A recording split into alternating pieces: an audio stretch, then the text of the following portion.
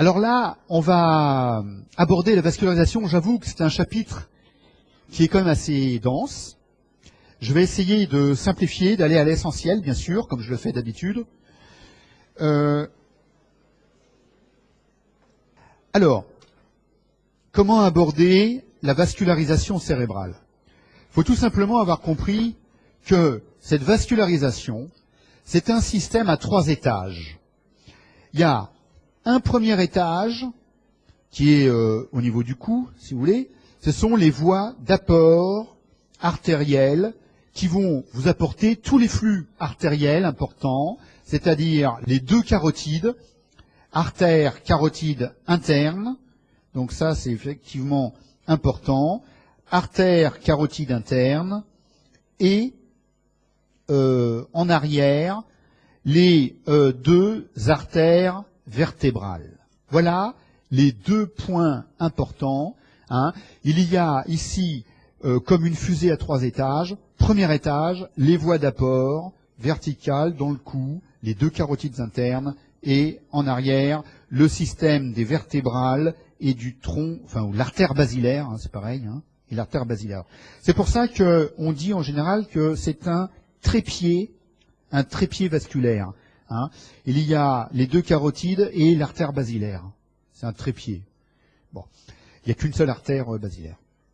En fait, ces 3 artères, les 2 carotides et l'artère basilaire, une fois arrivées à la base du cerveau, elles vont s'anastomoser pour former ici un cercle artériel du cerveau.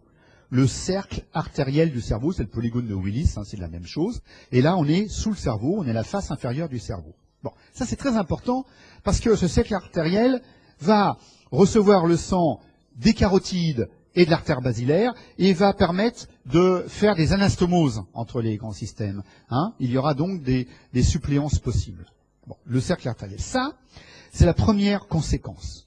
Et la deuxième conséquence, c'est qu'on voit que ce cercle artériel du cerveau, ce polygone de Willis, il est la véritable plateforme de lancement des artères cérébrales. Il est à l'origine des artères cérébrales. C'est pour ça que je vous dis, bon, c'est en quelque sorte la plateforme de lancement de ces artères. Voilà. Donc vous voyez que ce dispositif est très intéressant puisqu'il va nous fournir maintenant les artères cérébrales, voilà, qui vont aller autour des hémisphères, par exemple, et qu'en plus, ces artères cérébrales vont s'anastomoser,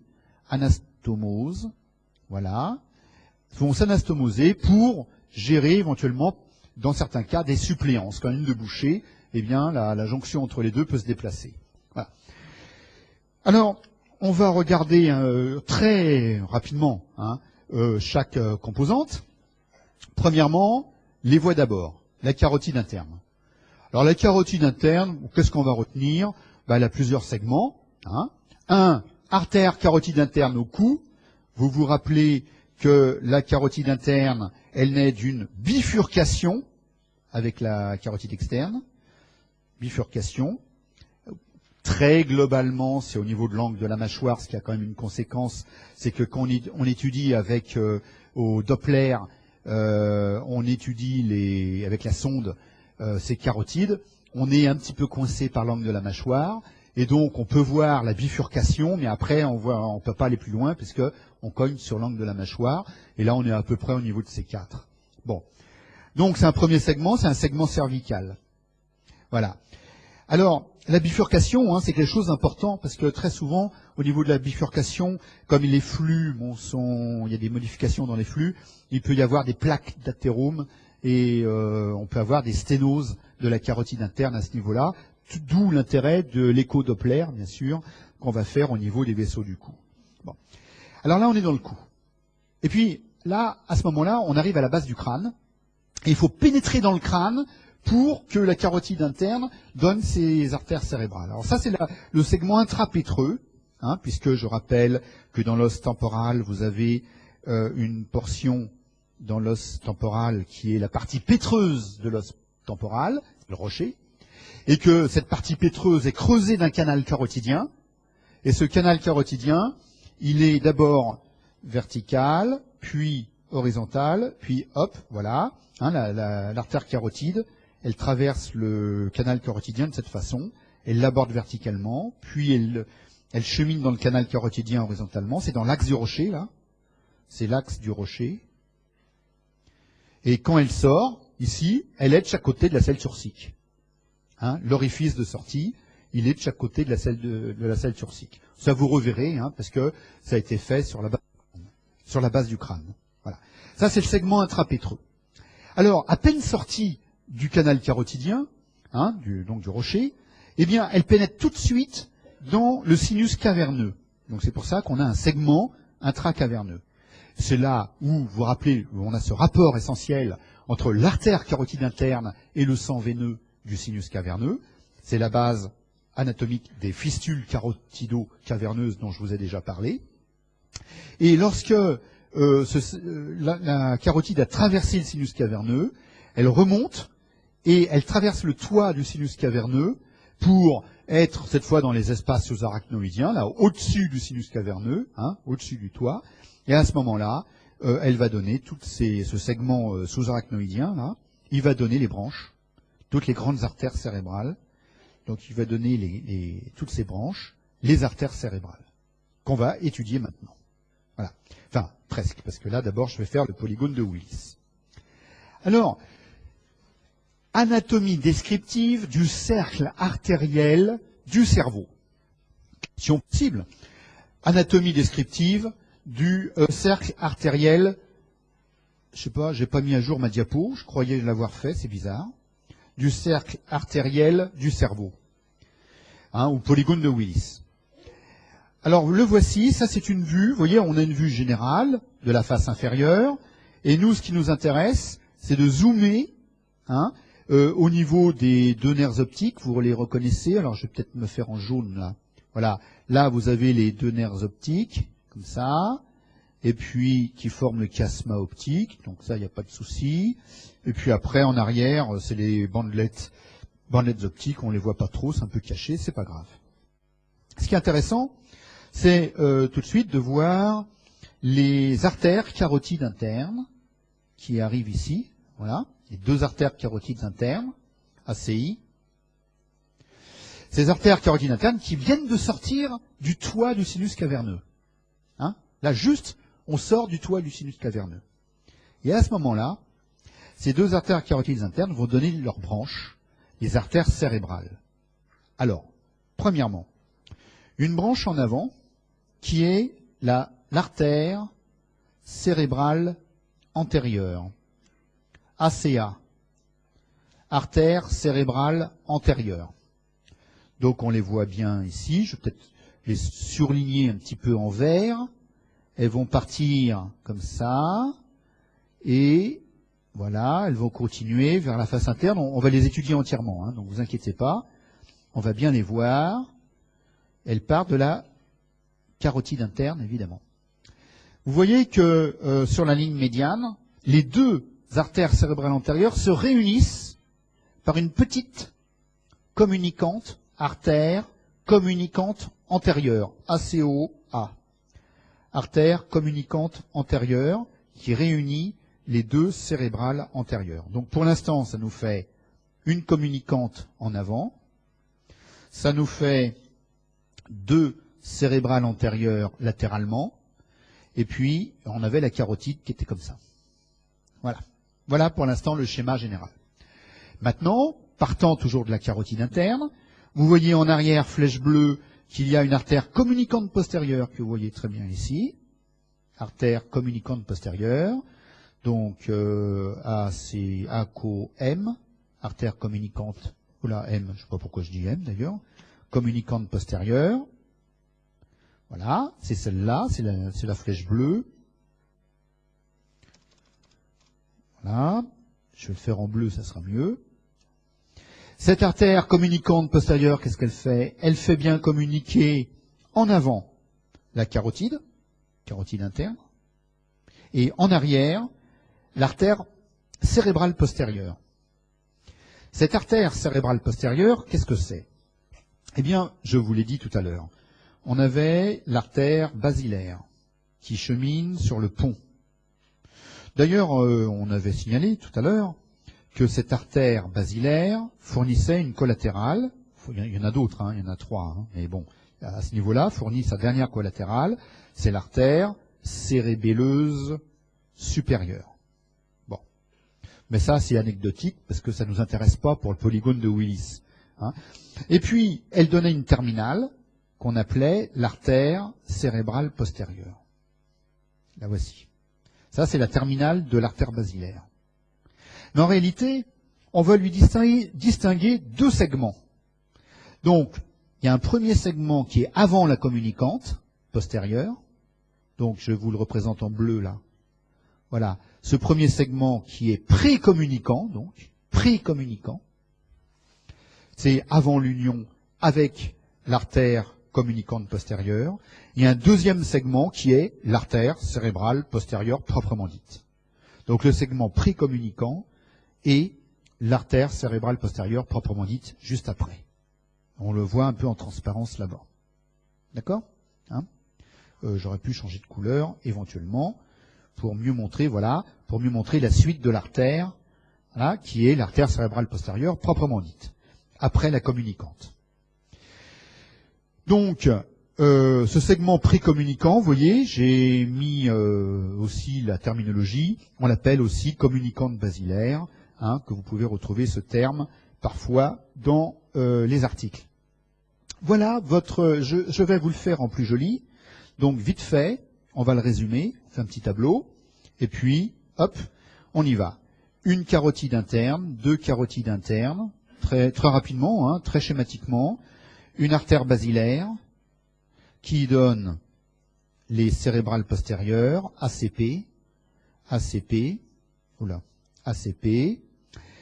la communicante artère communicante postérieure, ACOP, artère communicante postérieure, ACOP. Ensuite, vous avez en avant les 2 cérébrales antérieures, ACA, et puis la communicante antérieure, ACOA, communicante antérieure. Et voilà, ça c'est votre cercle artériel du cerveau, le polygone de Willis. Voilà. Alors, il s'avère que ce polygone, ce cercle artériel, il présente des variantes. Alors, il y en a une, par exemple, alors bon, peu importe, je ne vais pas prendre les variantes, simplement retenez qu'il y a des variantes. Alors, je vais vous montrer une quand même, qui, vous voyez, pour comprendre les conséquences des variantes. Quand vous imaginez que les 2 artères cérébrales antérieures, celles qui sont là, elles vascularisent les faces internes du cerveau, la face interne droite, la face interne gauche. Et que vous voyez que parfois, vous avez une absence du segment basal, ce segment qui était là normalement, hein, il est absent de la cérébrale antérieure. Cela signifie que les 2 hémisphères, les 2 cérébrales antérieures, sont alimentés par une seule carotide interne. Et cela signifie que si jamais il y a une ischémie dans ce territoire, cette ischémie va être bilatérale parce que les 2 artères cérébrales antérieures ici sont alimentées par un seul côté. Le polygone de Willis est interrompu, donc du coup il y a un seul côté qui l'alimente. D'accord? Via la communicante antérieure. Vous voyez les conséquences, hein? Là c'est pareil, vous voyez il peut manquer un segment, voilà. Donc c'est quand même intéressant. Autre point fondamental. Toutes les artères cérébrales que nous allons étudier présentent 2 portions dans leur trajet qui ont des caractéristiques fondamentales. Ces artères cérébrales vont présenter un trajet basal, donc c'est quand il est à la base du cerveau, hein, partant du Willis, et un trajet cortical. Eh bien, la différence entre les deux, c'est que dans le trajet basal, ces artères fournissent des branches dites perforantes, car elles vont vasculariser les noyaux, hein, et la substance blanche en profondeur. Donc les artères perforantes. Donc ça c'est important. Voici des artères perforantes qui vont vasculariser par exemple le putamen, le pallidum, le noyau caudé, etc. Hein. Et ces artères perforantes ne sont pas anastomotiques. Elles ne sont pas anastomotiques. Ça veut dire que quand on a une ischémie, c'est fini. pas de suppléance, rien, c'est terminé, on est en ischémie, il y a nécrose du tissu.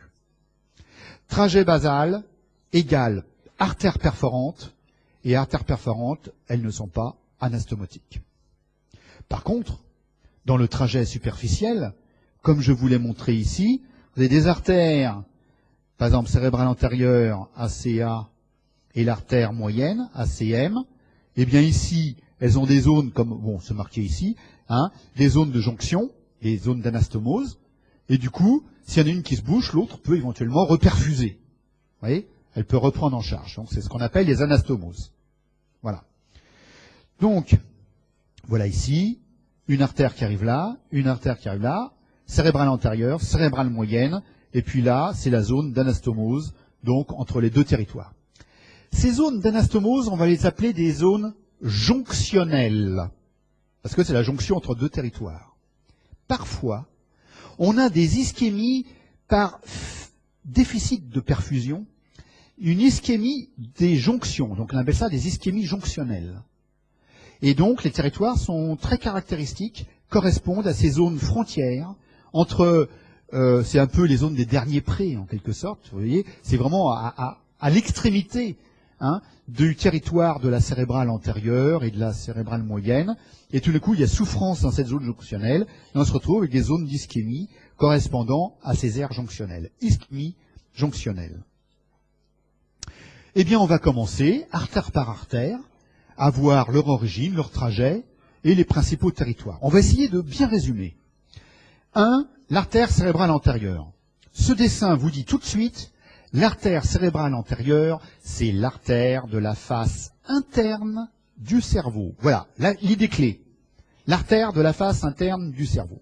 Elle est très en dedans. Regardons son origine, on l'a déjà vu. Origine partant de la carotide interne, sa face antéro-interne, voilà, où elle forme la partie antérieure hein, du Willis. Et son trajet, il est simple. Son trajet, il va passer au-dessus du nerf optique. C'est pour ça là qu'on a fait en transparence, pour montrer le nerf optique. Et en transparence, on voit la cérébrale antérieure qui passe au-dessus du nerf optique et surtout, elle se dirige vers la scissure interhémisphérique. Hein, c'est normal. C'est l'artère qui vascularise la face interne, eh bien elle doit cheminer dans la scissure interhémisphérique ou la fissure longitudinale, hein, c'est la même chose. Elle chemine dans la fissure longitudinale. Voilà. Donc, c'est sur une coupe sagittale qu'on verra mieux. La voici, qui est en train de monter là dans la fissure longitudinale entre les deux hémisphères, et donc elle chemine sur le corps calleux. Elle longe le corps calleux. D'ailleurs, elle va le vasculariser. Et à un moment donné, elle va le quitter pour former une artère singulaire. Voilà, on voit cette artère singulaire qu'on appelait avant la calloso-marginale. Et en arrière, la terminaison, donc c'est l'artère péricalleuse postérieure, voilà, qui est donc la terminaison en arrière de cette artère péricalleuse, donc postérieure, terminaison de la cérébrale, antérieure. D'accord?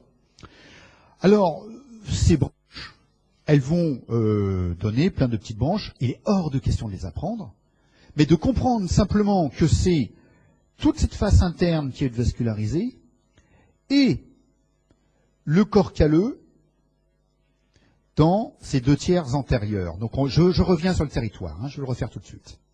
Alors allons-y. Premièrement, le territoire superficiel. Et après, on verra le territoire profond.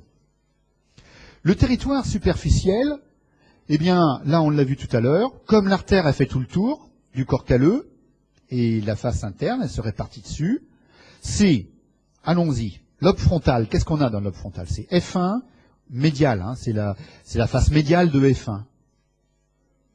Mais là, en arrière, c'est quoi? C'est, attention, le gyrus précentral, et vous vous rappelez que le précentral, c'est l'aire motrice primaire, et le gyrus post-central, c'est-à-dire l'aire somesthésique primaire, face interne. Vous savez alors que les somatotopies correspondantes, ce sont les somatotopies crurales, c'est-à-dire membre inf, et donc les déficits qui sont liés aux ischémies de la cérébrale antérieure prédominent aux membres inférieurs contralatéral. Déficit sensitif, déficit moteur, membre inf. D'accord? Voilà, vous voyez, ça c'est les points essentiels. Tout à fait important. Donc, la région centrale, face interne de la région centrale, c'est toute la sensibilité, la motricité à prédominance crurale, membre inférieur. Bon, après le reste, il y a du gyrus singulaire, bon, c'est vrai. Hein. Il y a aussi du cortex orbitaire, c'est vrai. Voilà. Et puis, il y a le corps calleux, sauf le splénium. Donc, le corps calleux, mais pas le splénium. Pourquoi? Parce que toute la partie postérieure du cerveau est prise en charge, à la face interne, est prise en charge par l'artère cérébrale post, en vert sur mon... Donc, voilà pourquoi il y a un partage des territoires. Et c'est tout pour le territoire. Donc c'est facile. C'est de la face interne de l'hémisphère, sauf le lobe occipital et temporal. Hein, frontal, singulaire, pariétal. Et dedans, on a des régions motrices et sensitives. Voilà les points essentiels. Regardons le territoire profond. Le territoire profond, là c'est pareil. Quelle est votre stratégie pour vous rappeler très simplement les choses? Eh bien, on a des artères qui vont s'occuper de la face interne, de la partie interne. Donc, vous aurez ici un secteur interne et en avant, parce qu'en arrière c'est la cérébrale post. Un secteur interne qui sera de la cérébrale antérieure, un autre secteur interne en arrière qui sera de l'artère cérébrale postérieure, et entre les deux, c'est la cérébrale moyenne, puisque c'est la face externe du cerveau. Voilà. Je rappelle qu'il s'agit ici d'une coupe axiale. Une fois que vous avez compris ces deux traits-là, vous connaissez déjà l'essentiel de vos territoires. En dedans, en avant, c'est cérébral antérieur. En dedans, en arrière, c'est cérébral postérieur. Attention, cérébral postérieur, il y a de la vision dedans. Scissure calcarine. Hémianopsie latérale homonyme. Clac, vous voyez, tout s'enchaîne. Et puis, à l'extérieur, qu'est-ce que vous avez là? Vous avez toute la région centrale qui va être à un moment donné sur l'extérieur. Donc la cérébrale moyenne, hémiplégie, brachiofaciale, non proportionnelle, brachiofaciale. Vous voyez, c'est comme ça qu'il faut envisager, apprendre tout ça. Alors, en ce qui concerne les territoires profonds, parce que, excusez-moi, j'ai un peu divergé, donc je reprends. Pour le territoire profond, il faut simplement retenir une chose. Je vais revenir sur un petit dessin que je vous ai montré au début et qui va vous montrer, c'était où? C'était avant, comment retenir sans rien retenir en fait. Eh bien, là, on va, sur ce dessin, coupe coronale, il y a l'artère cérébrale moyenne là qui est en train de partir, mais n'oublions pas qu'il y a aussi la cérébrale antérieure qui va repasser en dedans. Bon là, elle est coupée, elle n'est pas mise, mais elle va en dedans. Et vous comprenez bien que les paramédianes qui partent en dehors, on les verra tout à l'heure, elles vont évidemment toucher, vasculariser, je veux dire, le putamen, le globus pallidus, bon c'est normal, mais que la cérébrale antérieure qui va aller plus en dedans vers la scissure interhémisphérique, elle va prendre en charge tout le secteur le plus interne, c'est-à-dire la moitié interne de la tête du noyau caudé et la partie inférieure de la capsule interne. Parce que là, on y est. Voilà, c'est tout, c'est naturel, c'est logique. Vos artères montent en dedans. Qu'est-ce qu'il y a en dedans? Il y a la partie inférieure du bras antérieur de la capsule interne et puis il y a la partie la plus interne du noyau caudé. De la tête du noyau caudé, parce qu'on est en avant. C'est tout. C'est assez simple quand on voit ça. Alors, voilà, donc c'est ce qui se passe ici, la moitié interne de la tête du noyau caudé, et puis, bon là on ne peut pas le voir ici, mais il y a un petit peu de capsule interne, la partie inférieure. Là on est trop haut pour le montrer. Je vais passer sur l'angiographie, l'artériographie, parce que c'est un peu trop, mais quand on injecte, quand on injecte, vue de face, la carotide, en dedans, l'artère cérébrale antérieure qui passe dans la scissure interhémisphérique, en dehors, la cérébrale moyenne qui va à la surface du cerveau et qu'on va voir tout à l'heure. C'est tout. Ça, c'est vue de face. D'accord? Et quand on regarde de profil, on va voir la cérébrale antérieure qui suit le corps calleux. Ça, c'est la forme du corps calleux qu'on va voir là.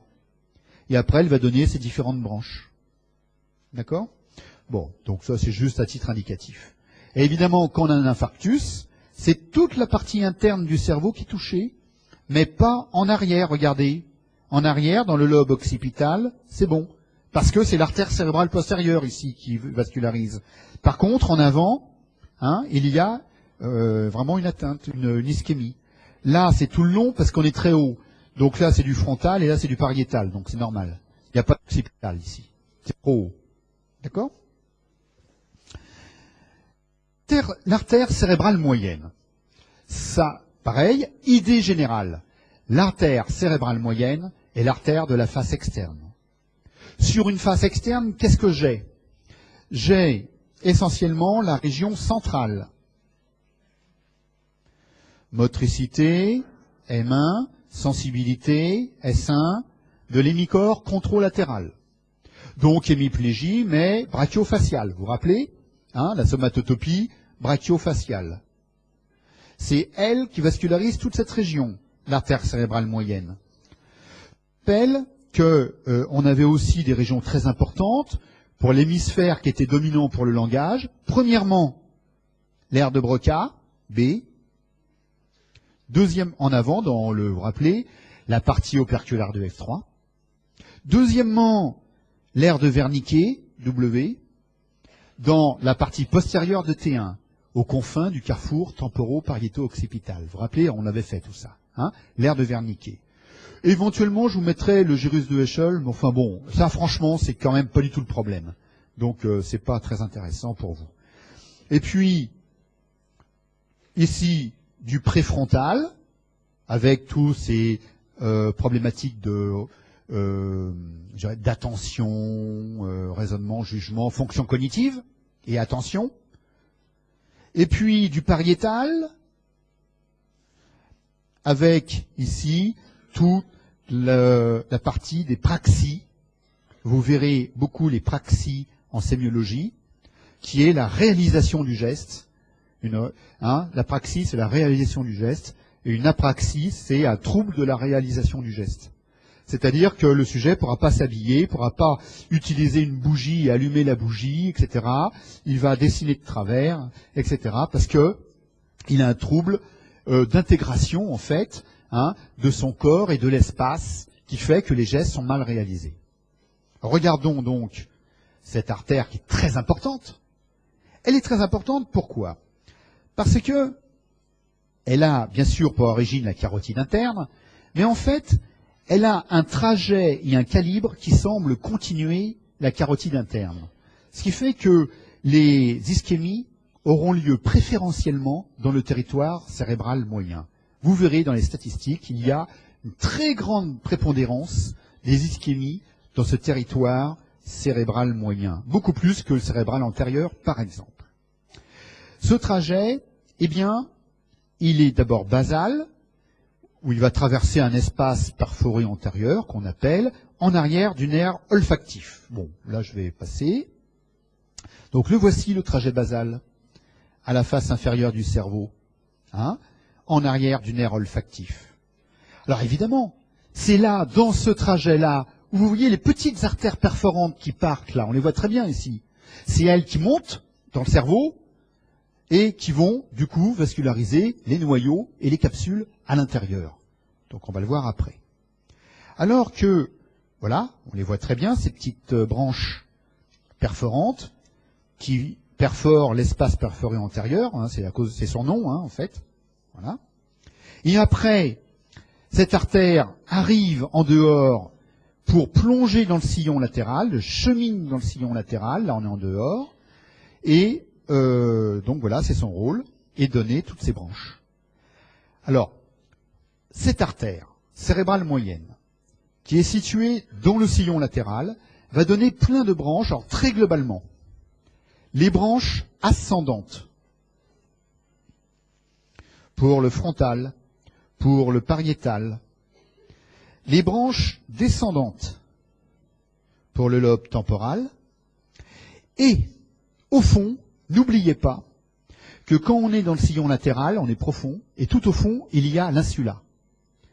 Alors, vous voyez ce que ça fait? Regardez. Je vais faire sur un tableau plus grand. Regardez. Quand vous avez votre cortex, le sillon latéral, l'insula, le lobe temporal, bon, etc. Hein, on va pas, voilà, enfin bref. Bon. Eh bien, l'artère qui est ici, qui chemine ici, à l'intérieur du sillon, c'est l'artère cérébrale moyenne, quand elle va donner des branches qui vont remonter. Comment elles font? Elles montent sur l'insula. Là, il y a un sillon circulaire, donc elles redescendent comme ça. Elles vont sortir pour remonter vers le lobe frontal ou pariétal. Voilà. Et vous voyez, il y a une ligne de réflexion. Hein, et imaginez plein d'artères comme ça qui font cette courbe, cette ligne de réflexion qui va dessiner en fait la limite de l'insula. Parce que ça, on a bien sûr, tout ça c'est le cortex de l'insula qui est là. Hein.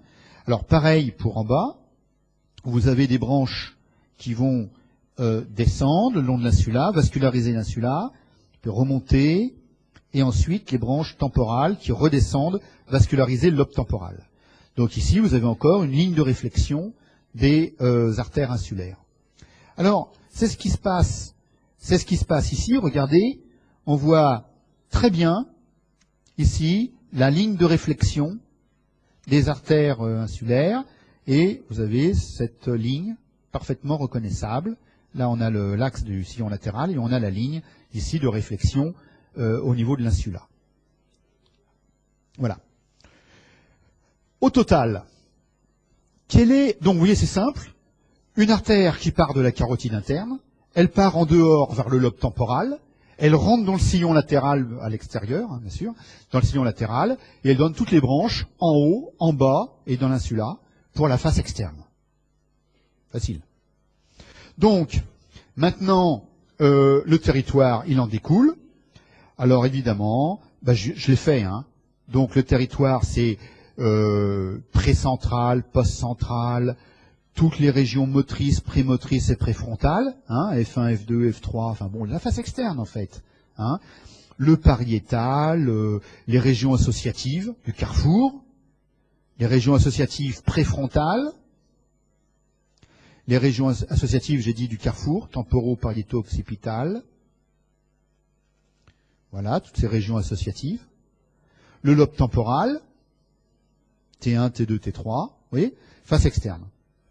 En sachant que ce territoire réalise une jonction avec les deux autres artères, comme c'est bien indiqué sur le dessin, jonction avec l'artère cérébrale antérieure en bleu et jonction avec l'artère cérébrale postérieure en vert, ici, donc au niveau temporal et occipital.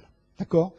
Donc vous voyez que ça restreint un peu le territoire, et ces zones jonctionnelles peuvent varier un peu. S'il y a une ischémie d'un côté, ça peut, si c'est lent, hein, bien sûr, si c'est brutal, ça marche pas. Hein. Les compensations ne marchent pas quand c'est brutal. Sinon, il n'y aurait pas d'accident ischémique, sinon, hein, malheureusement. Voilà. Alors ça, c'était le territoire superficiel, hein, dans lequel on remettait bien hein, les points importants du langage, de la sensibilité, de la motricité, etc. Hein, c'est tout à fait important. Le territoire profond. Eh bien, le territoire profond, comme on avait vu tout à l'heure, qu'est-ce qu'il y a dans ces deux secteurs, enfin dans ce secteur moyen?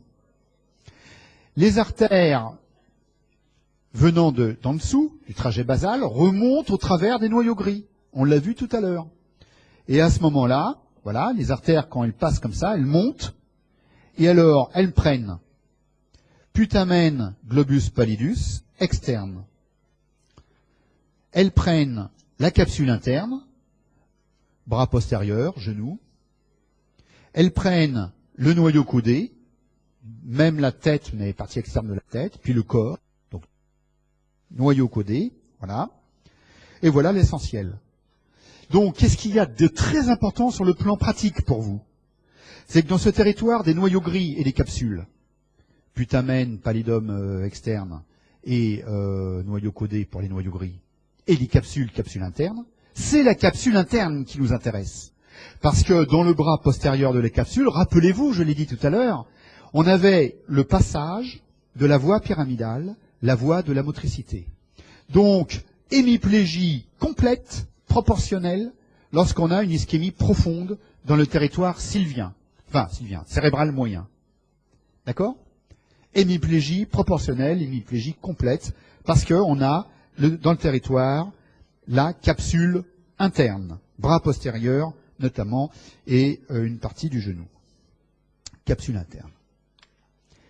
Bon, l'imagerie, comme tout à l'heure, la cérébrale antérieure qui passe dans la scissure, la cérébrale moyenne qui passe dans la scissure latérale, ici, et on la voit, regardez la ligne de réflexion. Vous voyez? La ligne de réflexion. On voit ici, c'est la réflexion au niveau du sillon circulaire de l'insula. Là, on voit très bien. Bon. On passe.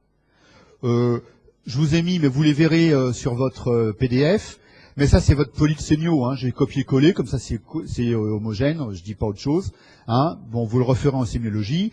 Mais vous le savez déjà, vous avez les bases anatomiques. Hein. Vous avez les bases anatomiques. Donc vous savez qu'il y a une hémiplégie, soit elle est proportionnelle si c'est profond, soit elle est non proportionnelle, brachiofaciale, si c'est en surface. Et là, c'est un infarctus total. Et donc c'est vraiment terrible, parce que là, c'est tout l'hémisphère, enfin les 2/3 de l'hémisphère qui sont ischémiés. Regardez, c'est énorme. Et là, le sujet est dans le coma, le pronostic vital est en jeu. Donc là, c'est quand même évidemment beaucoup plus grave. On passe alors à l'artère cérébrale postérieure. Alors ça, c'est l'artère du lobe occipital et du lobe temporal. Regardez, elle est ici, artère cérébrale postérieure. Elle est beaucoup plus face interne, temporale et occipitale. Alors, on y va. Cette fois-ci, on est en train de changer de système, puisque l'artère cérébrale postérieure, c'est bien la terminale de l'artère basilaire. Hein? Donc, artère cérébrale postérieure. On la voit là. Droite et gauche. Terminale, donc, de l'artère basilaire. Je vous signalerai simplement que cette zone est une zone intéressante. Parce qu'à la bifurcation, bon, il y a les flux sont moins homogènes, bien sûr, et c'est une zone un peu plus fragile, où on peut avoir plus souvent des petits anévrismes. Vous savez, ça fait une sorte de hernie de la paroi artérielle, et que ces anévrismes, comme dans la communicante antérieure d'ailleurs, on a aussi des anévrismes fréquents, peuvent éventuellement se fissurer ou se rompre, ce qui est alors une hémorragie cataclysmique, où le pronostic vital peut être mis en jeu, et avec un spasme artériel en réaction qui pose aussi des problèmes sur le plan thérapeutique. Voilà donc cette origine, ces terminaisons de l'artère basilaire en 2 artères cérébrales postérieures. Le trajet, on a contourné le mésencéphale pour aller en arrière, longer T5 ici, puis se terminer à la scissure calcarine, ici. Voilà, donc c'est simple. Hein. Donc longe la 5e temporale et ici se termine au niveau de T5. Alors longer la 5e temporale, c'est un peu c'est un peu résumé. Hein. En fait, ça traverse une région qu'on appelle la fissure choroïdienne. Je ne vais pas trop vous embêter avec ça. Voici l'artère calcarine dans la scissure calcarine. Et on n'a plus qu'à voir, alors, le territoire. Le territoire, j'ai dit, face interne de temporale et occipitale. C'est-à-dire T5, T4, T3, O6, O5, O4 et O3. Hein? Donc, face interne, occipitale. Le plus important là-dedans, c'est, dans ce territoire, la scissure calcarine, avec bien sûr la vision qui se termine, les radiations optiques, la vision, les radiations optiques qui se terminent sur la scissure calcarine. Donc effectivement, une lésion, une ischémie dans ce territoire entraîne la perte de l'émission visuelle, soit du côté gauche, soit du côté droit, mais du côté opposé à la lésion en fait. C'est pour ça qu'on dit contralatéral. Et dans ce territoire, on a aussi la 5e temporale. Voilà. Donc, on regarde le territoire profond. Et là, c'est un peu plus compliqué. Je vais juste vous résumer en disant que dans ce territoire, on a surtout le thalamus. Voilà. Et puis, bon, c'est vrai, on a du sous-thalamus. Mais, vous savez, les atteintes du sous-thalamus sont quand même plus rares. Heureusement. Parce que quand on a une ischémie du sous-thalamus, avec le noyau sous-thalamique, on a une chorée, un syndrome qui entraîne des mouvements baliques, donc ce qu'on appelle le balisme, c'est pas la chorée, j'ai fait un lapsus. Donc, le balisme, les mouvements baliques sont des mouvements permanents du bras, au repos, qui touchent les racines. Et c'est affreux. C'est-à-dire que, j'ai vu des patients qui vont se cogner sur le bord du lit, sur le mur, etc., et qui en ont des lésions, si vous voulez. Et c'est irrépressible. Grands mouvements comme ça, baliques, qui sont dus à une libération des contrôles des systèmes moteurs, ce qui fait que ils ont ces mouvements tout à fait non contrôlés. Alors ça, c'est rare. Alors dans le thalamus, par contre, on a des ischémies thalamiques, et vous reverrez les syndromes thalamiques, notamment avec des troubles de la sensibilité qui peuvent survenir et qui sont très douloureux. Syndrome de Dejerine aussi. Alors, bon, je vais passer sur ces aspects, l'ischémie, et, parce que l'heure avance, une fois qu'on a fini avec ces grandes artères, les grandes artères du cercle artériel, il en reste une ici, la choroïdienne antérieure, qui ne fait pas partie du cercle artériel. La voici, flèche jaune, qui vous montre cette artère qui émerge de la carotide interne, à sa terminaison, et qui part en arrière, et surtout vers le lobe temporal, car cette artère va vasculariser la région de l'hippocampe, incus de l'hippocampe, et fournir des plexus choroïdes. C'est pour ça qu'on dit artère choroïdienne antérieure. D'accord? Et elle va fournir les branches, donc, pour les plexus du ventricule latéral, corne temporale. Voilà. Alors, au passage, cette artère, qui part comme ça latéralement, vous voyez, voilà, elle va vasculariser ce qui est autour du mésencéphale, parce qu'elle a un trajet qui accompagne, ici, regardez le nerf optique et la bandelette optique, là. Vous voyez, on voit très bien la bandelette optique en jaune. Donc, elle va vasculariser aussi la bandelette optique. C'est pour ça que dans les ischémies de cette artère choroïdienne, on peut avoir une atteinte, donc une sémiologie optique. Le territoire profond va toucher essentiellement la capsule interne, donc ce qui est en dessous. Capsule interne. Voilà. Et puis, bon, des noyaux gris, donc le globus pallidus interne, ce qui n'était pas vascularisé, en fait, par la cérébrale moyenne. Mais capsule interne, bon, c'est intéressant aussi.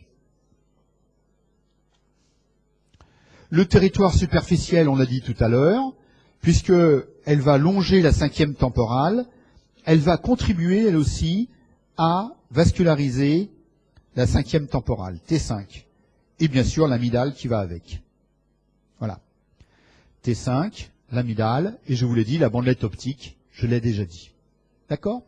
Donc c'est une artère qui est autour du mésencéphale, qui longe la 5e temporale et vascularise la 5e temporale et fournit ses plexus choroïdes en même temps. D'accord? Voilà. Alors là, les ischémies sont plus rares sur ce territoire. Donc je vais passer sur les aspects cliniques. Et en fait, je vais passer directement à une dernière chose, qui est donc les grands principes de vascularisation du tronc cérébral. Donc j'ai passé la vascularisation du thalamus. Hein, c'est compliqué, c'est lourd. Je pense que là, c'est pas la peine d'aller si loin. Hein, donc on saute, vascularisation du thalamus, et je vais passer juste sur les grands principes de vascularisation du tronc cérébral. Alors, je vous demande juste, il y en a pour 5 minutes, hein, c'est bientôt fini, mais c'est à la base de grands syndromes cliniques, dont j'ai déjà un peu parlé d'ailleurs. Les syndromes alternes, on en fera la synthèse. Donc, il faut voir qu'il existe, au niveau du tronc cérébral, d'abord un système vasculaire, je vous en ai déjà parlé, formé par les 2 artères vertébrales, droite et gauche, qui formaient l'artère, qui fusionnait pour former l'artère basilaire. Bon, après, vous savez que l'artère basilaire donne l'artère cérébrale postérieure, on l'a vu tout à l'heure. Bon. Eh bien, ce système artériel, vertébro-basilaire, hein, va fournir des branches qui vont vasculariser 3 territoires dans le tronc cérébral. Alors, regardez, le premier territoire, on va l'appeler le territoire paramédian. Ce territoire paramédian, le voici, c'est des petites artères paramédianes qui le prennent en charge. Et vous voyez bien sûr que la voie pyramidale est située dedans. Hein. Quand la voie pyramidale est lésée, comme elle croise, par rapport à la lésion, on a ici un déficit contralatéral. D'accord ? Normal. Bon. Donc, un territoire paramédian, centré, il est paramédian, donc centré par exemple sur les pyramides. 2, un territoire circonférentiel court, donc qui est un peu plus en dehors. Celui-là, il nous intéresse moins. Et 3, un territoire circonférentiel long. Et là, je vous en ai déjà parlé avec le syndrome de Wallenberg. Vous vous rappelez ? On l'avait fait ensemble déjà. Voilà. Alors, on va regarder donc les applications. Et on terminera là-dessus. Ça sera un peu un rappel en vous disant, en cas de syndrome paramédian, le syndrome paramédian au niveau bulbaire, il va entraîner une lésion de la pyramide et du nerf optique, du nerf 12, pardon, hypoglosse du même côté.